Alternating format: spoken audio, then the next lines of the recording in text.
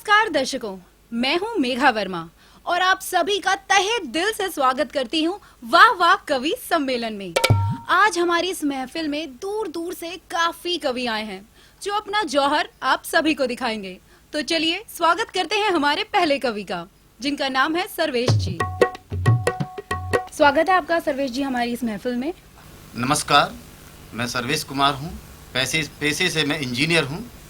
मैं कोई कवि नहीं हूँ, लेकिन कभी कभार कुछ कविताएं लिख लिया करता हूँ और उनमें से जो मैंने कविता लिखी हैं उनमें से एक कविता आपके सामने प्रस्तुत करने जा रहा हूँ। बाष्प के बुलबुलों से सागर ने कहा,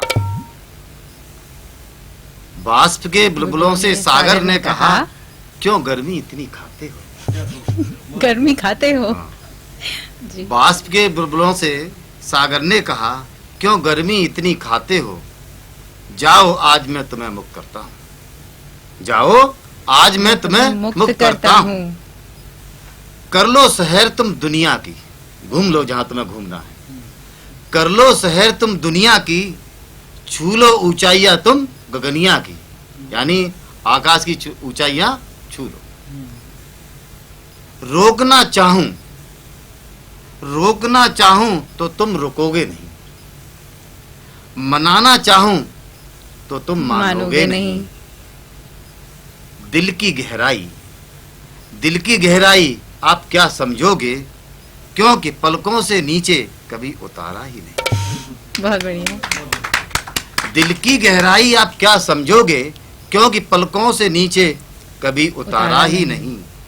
बुलबुलों ने सागर को किया अनसुना, बुलबुलों ने सागर को किया अनसुना, और वो आगे बढ़ने लगे। हवा से बातें करते हुए नई नई ऊंचाइयां छूने लगे। बुलबुले मस्त चले जा रहे थे कि अचानक बिजली कड़कने लगी। बुलबुले मस्त चले जा रहे थे कि अचानक बिजली कड़कने लगी। गर्मीला मिजाज अब ठंडा पड़ा। उनका जो गर्मीला मिजाज था, जो तुनक थी, गर्मीला मिजाज अब ठंडा पड़ा। धड़कनें अब उनकी बढ़ने लगी। बिजली की चमक से वो डरने लगे, कड़कने से थर-थर कांपने लगे। आसमां से सीधे जमीन पर गिरे, जमाने की ठोकर खाते हुए वे लड़खड़ाते हुए फिरजा सागर से मिले। बहुत बढ़िया। बिजली की चमक से वो डरने लगे, कड़कने से थर-थर कांपने लगे। आसमां से सीधे जमीन पर गिरे, वे लड़खड़ाते हुए फिरजा सागर से मिले। सागर स्वयं को रोक न सका। वह चीखने लगा, दहाड़ने लगा, रोने लगा। वो चीखने लगा, दहाड़ने लगा, वो रोने लगा। मासूम बुलबुलों को गले से लगाकर, प्यार की मीठी थपथपी जमाकर, वह शांत हो गया। बहुत बढ़िया सर्वेश जी। मैं ये जो कविता हैं आपके सामने प्रस्तुत कर रहा हूँ, ये मेरी सारी कविताएं अभी हाल ही में लिखी हुई हैं। और ये जो कविता मैं सुनाने जा रहा हूँ, ये भी कविता मैंने अभी कुछ समय पहले ही लिखी है। बल्कि रात को 10 बजे के आसपास मैंने कविता लिखी और थोड़ा सा इसका कविता को सुबह मैंने इसको रीराइट किया, प्रूफ रीडिंग करी इसकी। उसको आपके सामने प्रस्तुत करना जा रहा हूँ। छोटी सी कविता है, गौर फरमाइए। मैं आपका ध्यान आकर्षित करना चाहूंगा, तो जरा ध्यान से सुने। फूलो सुनो भमरे ने कहा, पीड़ा कितनी देता हूं मैं। फूलो सुनो भमरे ने कहा, पीड़ा कितनी मैं देता हूं तुम्हें। पहना डंक चुभोकर तुमको, सारा रस चूस लेता हूँ। फूलो सुनो भंवरे ने कहा, पीड़ा कितनी देता हूँ तुम्हें, पेना डंक चुभो कर तुमको सारा रस चूस लेता हूँ। आपने कभी टोका नहीं मुझको, आपने कभी टोका नहीं मुझको, रस लेने से रोका नहीं मुझको। आप हमेशा खिले खिले रहते हैं, आप हमेशा खिले खिले रहते हैं, महक अपनी बिखेरते रहते हैं, महक अपनी बिखेरते रहते हैं। फूलों ने कहा ये भंवरे सुनो, फूलों ने कहा ये भंवरे सुनो, हम दोनों एक दूसरे की जरूरत है। फूलों ने कहा ये भंवरे सुनो, हम दोनों एक दूसरे की जरूरत है। इतना सा हमारा सच मान लो, इतना सा हमारा सच मान लो, तुम्हारी वजह से हम जीवित हैं। बहुत बढ़िया। शायद आप समझ गए होंगे कि ये एक जो हमारे पेड़ पौधे हैं उनमें किस तरह से फर्टिलाइजेशन होता है, और उस फर्टिलाइजेशन में कीड़े मकोड़े, भंवरे, तितलियां, इनका कितना सहयोग होता है, जिनकी वजह से ही हमें जो फल मिलते हैं, अनाज मिलते हैं, ये उनमें इन भंवरों का, तितलियों का बहुत बड़ा सहयोग होता है, और इन्हीं की वजह से उनका फर्टिलाइजेशन होता है। इसी वजह से जब भंवरा उसको कहता है कि मैं आपको कितनी पीड़ा दे रहा हूँ, मैं आप में डंक मार रहा हूँ, आपको कष्ट दे रहा हूँ, लेकिन आप फिर भी खिले खिले रहते हैं, मस्त रहते हैं, महकते रहते हैं, तो वो उनको समझाता है कि नहीं, ऐसा नहीं है। आप शायद समझ नहीं पा रहे हैं कि हम दोनों ही एक दूसरे की जरूरत है। अगर आप नहीं होते तो मैं आज जीवित नहीं होता। इसलिए जो ये काम आप करते हैं उससे मुझे बहुत बड़ी जीवन मिलता है, मुझे खुशी होती है। धन्यवाद। लेकिन अब मैं आपको जिससे मिलवाने वाली हूँ ना, वो वाकई में बेहद अच्छे कवि हैं। ओ माफ कीजिएगा, कवि नहीं कबूतरी। क्या मैंने कबूतरी कहा? फिर से माफ कीजिएगा। वो है कवित्री, जिनका नाम है चित्रा जी। चलिए मिलते हैं उनसे। स्वागत है चित्रा जी आपका हमारी इस वाह वाह कवि सम्मेलन में। Thank you so much miss Megha Verma, और इट्स चित्रांगदा। मेरा पूरा नाम चित्रांगदा शाक्य है। और अभी जैसा कि आपने सुना, देशभक्ति के बारे में एक कविता सुनी, थोड़ा सीरियस हो गया माहौल, तो मैं थोड़ा सा हास्य में ले जाती हूँ इसको। एक बचपन में छोटा सा बच्चा क्या करता है, वो चीज़ें मैं आपको बताने वाली हूँ, जो एक हर दिल की आस होती है। आपकी भी आस रही होगी है, तभी आप अपने विचार हमारे समक्ष रख रही हैं। ये लड़कों के बारे में। अच्छा अच्छा, हंसी उन्हीं की उड़ा सकती हूँ ना, खुद पे अभी नहीं बोल सकती। ओके, तो सभी ध्यान रखिएगा, ये सिर्फ लड़कों के बारे में है, लड़कों के बारे में। जी शुरू कीजिए। सुनो जरा एक बात, सुनो जरा एक बात कि क्या होती है हर एक दिल की आस। सुनो जरा एक बात कि क्या होती है हर एक दिल की आस। चलो ले चलूं आपको उस बचपन में जो था कभी पढ़ना है आज, जो था कभी पढ़ना है आज। आप सभी यहाँ पर जो है, सबने अपने बचपन में बहुत सारी ठिठोलियाँ की होंगी, वही एक छोटी सी ठिठोली यहाँ पे भी प्रस्तुत है। वो कंपट वो टॉफी वो पतंग जब थी हाथ, वो कंपट वो टॉफी और पतंग जब थी हाथ, तब पूछा मास्टर जी ने कि क्या बनना चाहोगे जनाब। तब पूछा मास्टर जी ने कि क्या बनना चाहोगे जनाब। तब हंसकर नादान ने बोल दिया कि पापा बनने की है चाह। कि बस बहुत खूब कि बस पापा बनने की है चाह। सुनिए, सुनो जरा एक बात कि हर दिल की होती है एक आस। शायद सभी ने बचपन में ये चीज कही ही होगी, कभी ना कभी, बेशक बचपने में, पर कही होगी। अब जरा अगर वही बच्चा थोड़ा बड़ा होता है तो उसकी जो शरारतें हैं बड़े में किस तरह हो जाती हैं। अभी नटखट थी, थोड़ी सी सीरियस हो जाती है। इसमें जो माँ है अपने बेटे को बुला रही है खाना खाने के लिए। आजा ओ मेरे लाल तुझे मैं खिलाऊं खाना, आजा ओ मेरे लाल तुझे मैं खिलाऊं खाना अपने हाथों से आज। तो बच्चे ने कह दिया हंस के, न टेस्ट ना नमक ना स्वाद है इस रोटी में, न टेस्ट ना नमक ना स्वाद है इस रोटी में, कुछ मीठा या पनीर होता तो चट कर जाता चुटकी में, कुछ मीठा और पनीर होता तो चट कर जाता चुटकी में।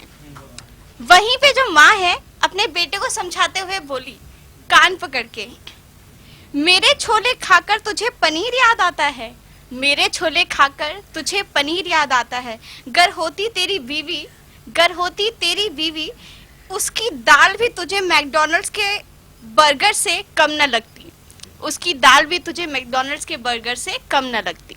यही है जो बच्चे आजकल, मैंने भी नोटिस किया अपने घर में ही, कुछ बनाकर दो, माँ को कहते हैं ये नहीं है वो नहीं है, बड़े हो जाते हैं। सेम मेरे मामा जी का केस है, गर होती तेरी बीवी के हाथ से बनी दाल तो वो, सॉरी,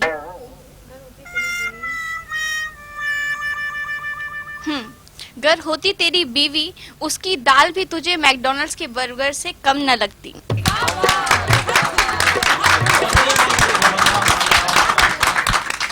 वाकई में आपने एक बहुत अच्छी कोशिश करी थी कि बच्चा बहुत छोटा है, फिर वो बड़ा होता है, उसकी क्या क्या ख्वाहिशें होती हैं, क्या क्या इच्छा होती है।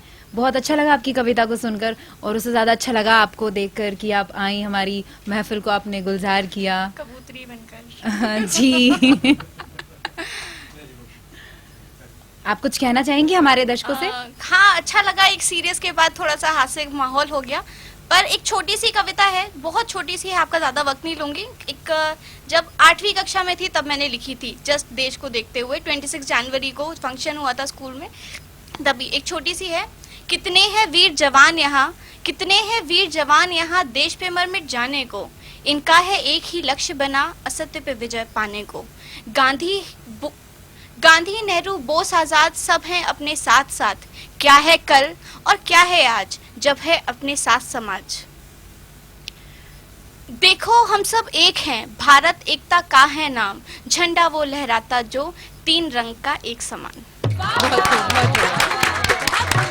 ये 8वीं कक्षा की थी, तो बस वही था।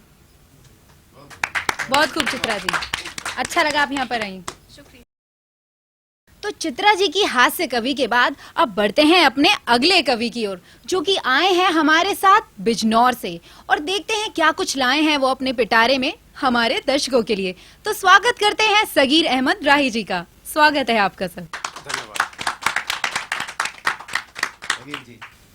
जी। दर्शकों, मैं देश की सेवा सिर्फ काव्य के माध्यम से ही करना चाहता हूँ, और यही मैंने जो है उचित समझा, और काव्य के माध्यम से मैं देश की सेवा करता हूँ। जो अपनी विचारधाराएं हैं वो काव्य के माध्यम से दर्शकों को, श्रोताओं को पहुँचाता हूँ, और मुझे इससे बहुत खुशी मिलती है। तो सबसे पहले मैं आप सभी को आए हुए मेहमानों का 2 लाइनों के साथ स्वागत करता हूँ। जी बिल्कुल। कि हम तो समझे हैं तुम्हें, हम तो समझे हैं तुम्हें दर्द दिल का इलाज, और धड़कनें बढ़ गई आप सबके आने के बाद। बहुत खूब, बहुत खूब राही जी। आप सबके आने पे हम सब खुशियां मना रहे हैं, और दिल बाग बाग हो जाएगा यहाँ से जाने के बाद। तो दोस्तों, मैं एक देश के ऊपर देशभक्ति गीत सुनाना चाहता हूँ कि हम सबको गले लगना लगाना है दोस्तों, अंधविश्वासों से दूर जाना है दोस्तों।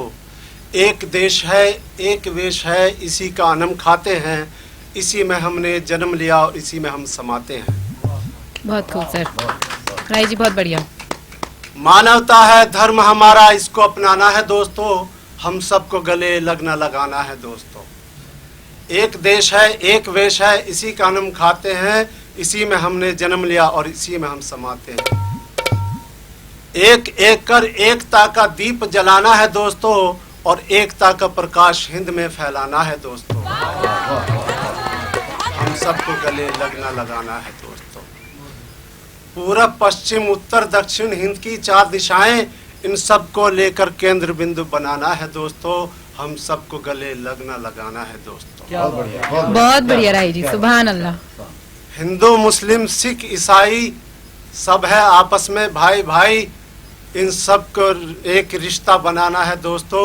हम सबको गले लगना लगाना है दोस्तों। राही जी ने अभी अभी हमें 2 बहुत ही प्यारी कविताएं सुनाई, लेकिन अब मैं आपको मिलवाने वाली हूँ एक ऐसे कवि से जो हमारे बीच यहाँ हैं, कवियों के गढ़ कहे जाने वाले शहर यानी फर्रुखाबाद से। तो स्वागत करते हैं रवि जी का। रवि जी, आपका हमारी इस महफिल में बहुत बहुत स्वागत है। आपका भी बहुत बहुत धन्यवाद मेघा जी। शुक्रिया। मैं रविकांत तिवारी, फर्रुखाबादी। आज मैं आपको एक कविता सुनाने जा रहा हूँ काका कालेलकर जी की। ये कविता उसी कड़ी में है जो अभी आपको चित्रा जी सुना के गई हैं। पाश्चात्य संतान है अधिक आधुनिक ट्रेंड, पाश्चात्य संतान है अधिक आधुनिक ट्रेंड, प्रथम फ्रेंडशिप बाद में वाइफ या हस्बैंड। बहुत खूब। पाश्चात्य संतान है अधिक आधुनिक ट्रेंड, प्रथम फ्रेंडशिप बाद में वाइफ या हस्बैंड। वाइफ या हस्बैंड कहे बेटी से मम्मी, वाइफ या हस्बैंड कहे बेटी से मम्मी, बॉयफ्रेंड के बिना लगे तू मुझे निकम्मी। मतलब बिना बॉयफ्रेंड के लड़की निकम्मी है। ध्यान रखिएगा, जो भी लड़कियां इसे देख रही हैं, कुछ ना कुछ तो सबक मिलेगा ही आपको। शुक्रिया रवि जी, बहुत अच्छी जानकारी दे रहे हैं आप हमारे दर्शकों को। वाइफ या हस्बैंड कहे बेटी से मम्मी, वाइफ या हस्बैंड कहे बेटी से मम्मी, बॉयफ्रेंड के बिना लगे तू मुझे निकम्मी। फादर कहते बेटा तुझ पर क्यों है सुस्ती, फादर कहते बेटा तुझ पर क्यों है सुस्ती, गर्लफ्रेंड कर ले तलाश आ जाए चुस्ती। जो काफी अच्छी शिक्षा देते हैं। इसी कड़ी में कालेलकर जी की एक और फुलझड़ी मैं आपको सुनाना चाहता हूँ। आपने सुना होगा कि लोग कहते हैं कि नाम नैन सुख, आँखें के अंधे नाम नैन सुख, आँख के अंधे नाम नैन सुख। इसी टाइप का उन्होंने इसको अपनी कविता में तराशा है। हाँ जी, बिल्कुल। नाम रूप के भेद पर कभी किया है गौर, नाम रूप के भेद पर कभी किया है गौर, नाम मिला कुछ और, नाम मिला कुछ और तो अक्ल शक्ल कुछ और, अक्ल शक्ल कुछ और नैन सुख देखे काने, अक्ल शक्ल कुछ और नैन सुख देखे काने, बाबू सुंदर लाल बनाए ऐचक ताने। शुक्रिया शुक्रिया। कहे काका कभी दया राम जी मारे मच्छर, नाम है दया राम लेकिन दया का कोई नाम नहीं, मच्छर मारते हैं, पाप कर रहे हैं। जी बिल्कुल। कहे काका कभी दया राम जी मारे मच्छर, विद्याधर को भैंस बराबर काला अक्षर। बहुत बढ़िया रवि जी। काला अक्षर जी। और महंगाई के ऊपर भी कालेलकर जी ने एक फुलझड़ी लिखी है, वो भी मैं आपको सुनाना चाहता हूँ। जनगण मन के देवता अब तो आंखें खोल, ये जो हमारे पॉलिटिशियंस हैं उनसे कह रहे हैं, जनगण मन के देवता अब तो आंखें खोल, महंगाई से हो गया जीवन डावाडोल, महंगाई से हो गया जीवन डावाडोल, जीवन डावाडोल खबर लो शीघ्र कृपालु, वैसे ये है नहीं, कृपालु नहीं है, जीवन डावाडोल खबर लो शीघ्र कृपालु, कलाकंद के भाव बिक रहे बैगन आलू। कलाकंद के भाव बिक रहे बैगन आलू। कह काका कभी दूध दही को तरसे बच्चे, कह काका कभी दूध दही को तरसे बच्चे, 60 रुपए के किलो टमाटर वह भी कच्चे। बहुत बढ़िया रवि जी, छा गए आप। वाकई में आपकी कविताओं से ऐसा लग रहा है कि आप एक कवि से काफी प्रभावित हैं, काफी इंस्पायर्ड हैं उनसे। हाथरस जो है हमारे यहाँ से ज्यादा दूर नहीं है, it is only 100 kilometre from Farrukhabad. अच्छा, तो वो टच है। मेरे तो और भी नजदीक है जनाब। हाँ बिल्कुल। हाँ, मैं तो फरीदाबाद का रहने वाला हूँ, फर्रुखाबाद से बहुत नजदीक है। सर्वेश जी की तो ऐसा लगता है कि घर के बाजू में ही है जो भी कुछ है। तो मुझे लग रहा है सर्वेश जी आप काफी देर से कुछ कहना चाह रहे हैं रवि जी की बात सुनकर, या फिर कुछ अपने विचार रखने चाह रहे हैं, तो क्यों ना बढ़ते हैं आगे और जानते हैं आपके विचार। तिवारी जी ने एक हास्य की समा बांधी जी। सब लोगों ने बहुत ठकठकी लगाकर उनकी कविता का स्वागत किया। जब मैं पहली बार दिल्ली आया तो मेरा यूपीएससी भवन में इंटरव्यू था और ये कविता बिल्कुल हकीकत सत्य घटना पर आधारित है। आपकी अपनी बात है हाँ, इस ये कविता मेरी में? अपनी बात है, तो सत्य घटना है, तो उस पर आधारित ये कविता है जिसको मैंने 4 लाइनों में लिखने की कोशिश की है। ले आशीर्वाद चला मैं घर से, ले आशीर्वाद चला मैं घर से, पहुंच गया दिल्ली में बस से। ले आशीर्वाद चला मैं घर से, पहुंच गया दिल्ली में बस से। देख भीड़ को मैं घबराया, तुरंत ऑटो को आवाज लगाया। देख भीड़ को मैं घबराया, तुरंत ऑटो को आवाज लगाया। ऑटो वाला बोला कहाँ जाना है साहब। ऑटो वाला बोला कहाँ जाना है साहब। हमने कहा यूपीएससी पहुंचना है जनाब। हमने कहा यूपीएससी पहुंचना है जनाब। फिर उसने अपना कर्तव्य दिखलाया, फिर उसने अपना कर्तव्य दिखलाया और 1 घंटे लेट पहुंचा। जो आजकल ऑटो वालों की आप हालत समझ ही रहे हैं। तो जब मैं पहली बार मैं दिल्ली आया था, मीटर के चक्कर में मुझे घुमाया और वो जो इंटरव्यू जैसी जो घटना मेरे साथ थी, जो मेरे लाइफ की सबसे बड़ी घटना थी, उसमें भी उन्होंने 1 घंटा उसमें लेट पहुंचाया। तो सर्वे जी, इसमें भी एक तरह से आपका देखा जाए तो फायदा ही हुआ, उसने आपको दिल्ली भ्रमण करा दिया। दिल्ली भ्रमण करा दिल्ली भ्रमण करा दिया। मेघना जी, आपके बड़े उच्च विचार हैं। शुक्रिया। इस तरह के विचार आप सभी को देती रहे। Thank you. देख घड़ी को पसीना आया। देख, जब मैंने घड़ी को देखा, मैं लेट हो गया हूं तो पसीना आ गया। देख घड़ी को पसीना आया, तुरंत अपने को इंटरव्यू कच्छ पहुंचाया। देख घड़ी को पसीना आया, तुरंत अपने को इंटरव्यू कच्छ पहुंचाया। क्यों तुम इतने, जो वहां पे कोऑर्डिनेटर बैठा हुआ था, तो पसीना पसीना देख के, घबराहट देख के वो बोला, क्यों तुम इतने घबराए हुए हो। क्यों तुम इतने घबराए हुए हो। क्या दिल्ली पहली बार आए हो। क्यों तुम इतने घबराए हुए हो। क्या दिल्ली पहली बार आए हो। 1-2 घंटे लेट चलता है यहाँ पर। परेशान होने की जरूरत नहीं है। 1-2 घंटे लेट चलता है यहाँ पर। चेयरमैन ऑफ बोर्ड अभी नहीं आए।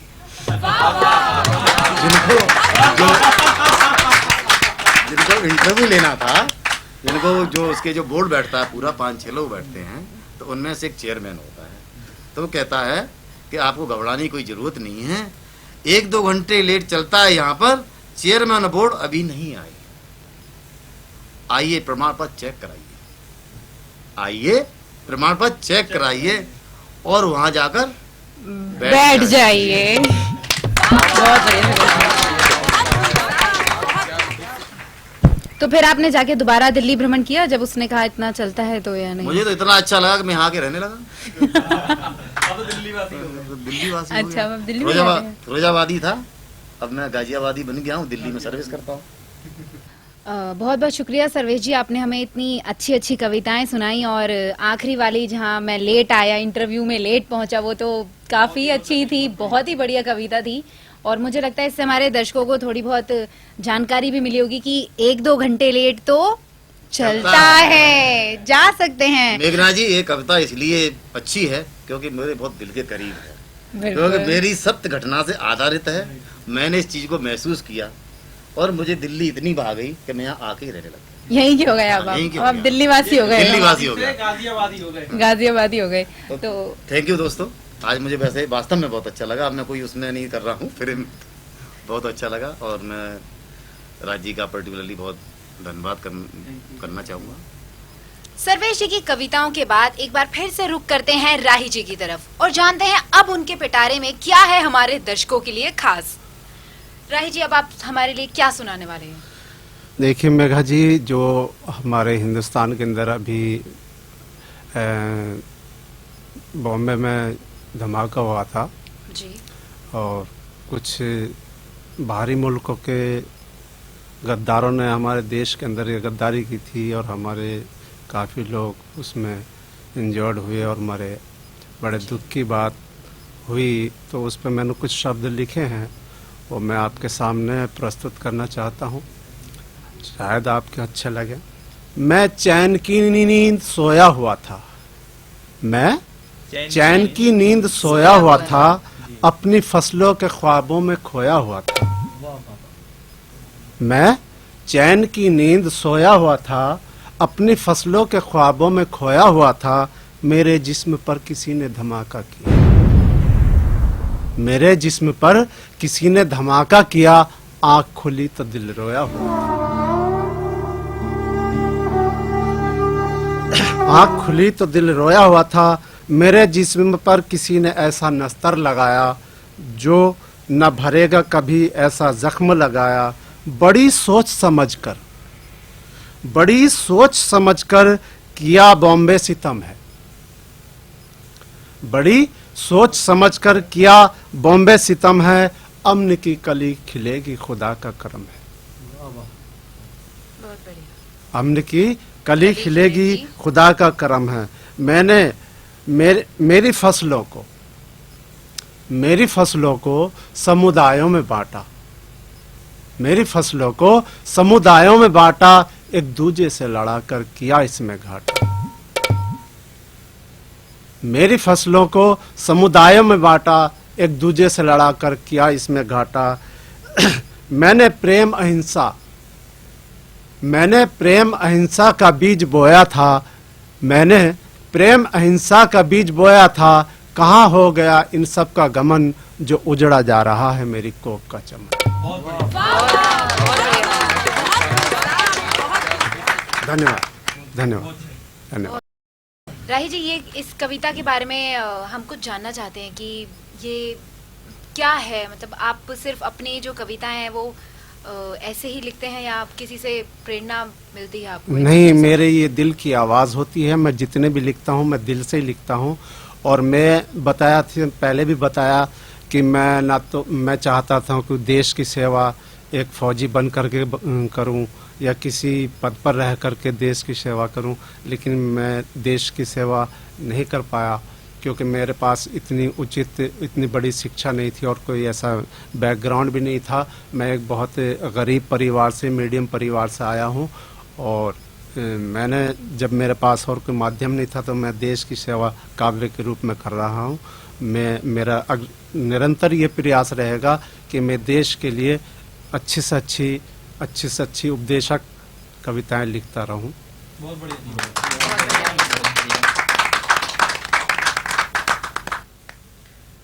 रवि जी, आप बड़ी देर से कुछ कहना चाह रहे हैं, मुझे ऐसा प्रतीत हो रहा है आपके चेहरे के भावों से। तो क्या है आपके मन में?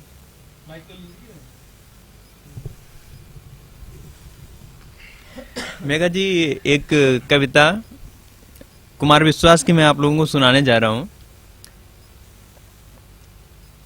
काफी फेमस कविता है, आप सभी ने सुनी होगी।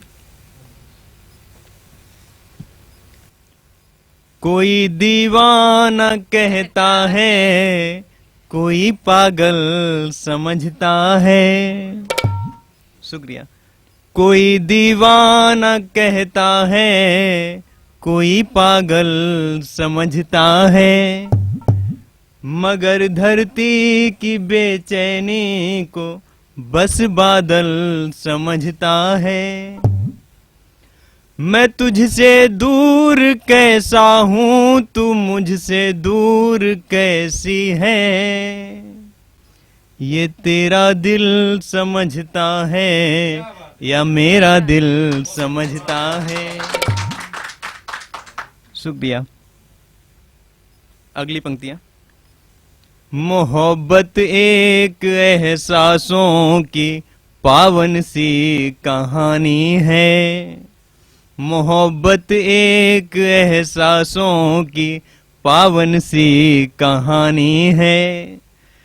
कभी कबीरा दीवाना था, कभी मीरा दीवानी है। यहाँ सब लोग कहते हैं मेरी आंखों में आंसू हैं, जो तू समझे तो मोती हैं, जो ना समझे तो पानी है। अगली 4 पंक्तियां कि भ्रमर कोई कुमुदिनी पर मचल बैठा तो हंगामा। भ्रमर कोई कुमुदिनी पर मचल बैठा तो हंगामा। हमारे दिल में कोई ख्वाब पल बैठा तो हंगामा। अभी तक डूब कर सुनते थे सब किस्सा मोहब्बत का, मैं किस्से को हकीकत में बदल बैठा तो हंगामा। शुक्रिया शुक्रिया। कोई दीवाना कहता है, कोई पागल समझता है। बहुत बहुत शुक्रिया रवि जी, काफी सुरीली कविता थी आपकी। सारा वातावरण, सारा माहौल काफी सुरीला हो गया। Thank you. रवि जी, आपका बहुत बहुत शुक्रिया। तहे दिल से आपकी शुक्रगुजार हूँ कि आप हमारी महफिल में आए, हमारे वाह वाह कवि सम्मेलन को आपने गुलजार किया। Thank you so much. अच्छा लगा आप आए, आपने हमारे साथ अपनी कविताएं शेयर की, उसके लिए बहुत बहुत शुक्रिया। Thank you Megha ji. My pleasure sir.